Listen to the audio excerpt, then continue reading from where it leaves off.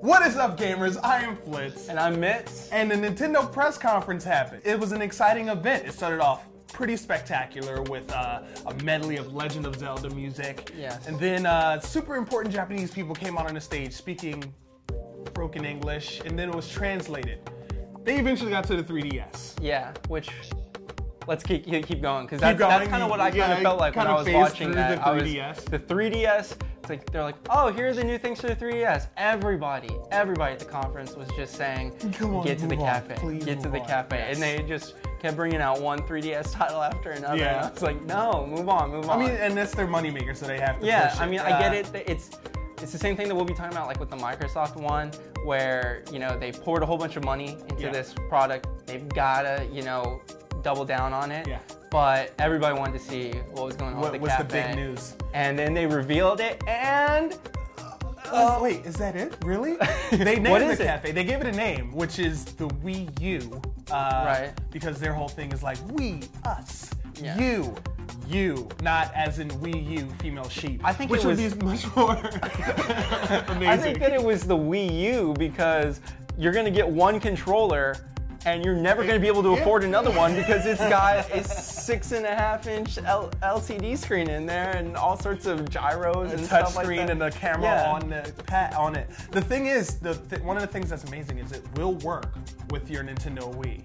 Right. They announced a whole bunch of features. Right, which actually caused a lot of confusion. What they did debut was not the console. The console has a completely different look. For those of you who were amazingly confused, I was confused for a bit. I wanted to cry. I was like, really? That's it? They're talking about a powerful thing, and you're just giving me an iPad? No, it's not the iPad controller thing. Which is actually they did actually talk about it after the conference, and they said that the reason they didn't really concentrate on the console itself is because it's just a box. Yeah. It's got a GPU, CPU, but that's not what's important. What's important is how the box is gonna connect with you, how it's gonna how you're gonna interact with the gameplay. And I think that while there is a lot of potential for the new Wii U control style, and they have gotten an impressive list of third-party support, which they haven't had in quite a long time. Yes, and it's very much so. They're saying they're trying to cater to the fans, so this is their way of saying, hey, look, we got power behind us. One of the main guys from EA came on stage like, it's gonna be dope. We got this. Yeah, and while again the potential for it is huge, and it's interesting to see what the third-party support's going to be like. But what I'm afraid of is that it's going to be the same thing with the Wii, where it's going to be an afterthought, because when you develop specifically for the Wii, you almost exclude yourself from being able to port it over to the Xbox or the PlayStation because of the motion capabilities. And so now with the Move, there's a little bit of cross-connect right there. Right. Oh yeah. But with this, with like the extra screen, if that is integral to gameplay, it can't be a PlayStation or an Xbox game. Which wondering, the smart thing to do with every game that comes out on the PS3, you don't have to use the Move. You don't have to use the Kinect for every game that comes out on Xbox 360. Will it be an optional thing like voice commands with the Kinect, or with aiming with the Move?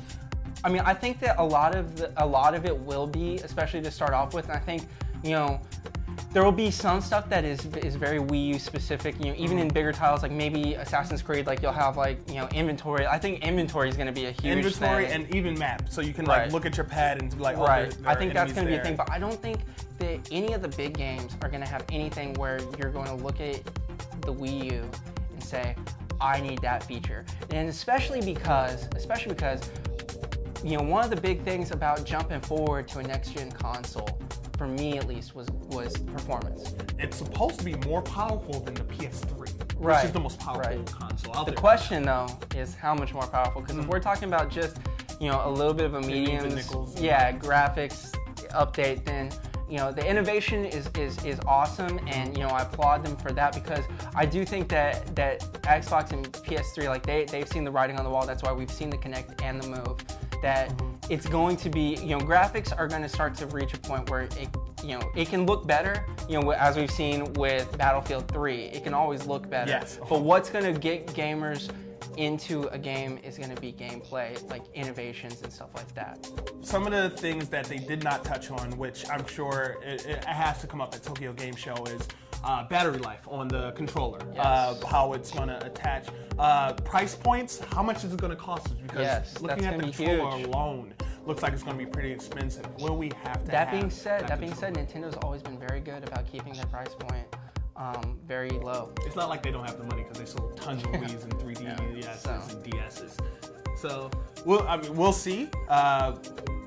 I'm excited about this news personally, after seeing that there is actually a console to go with the crazy controller. Yeah.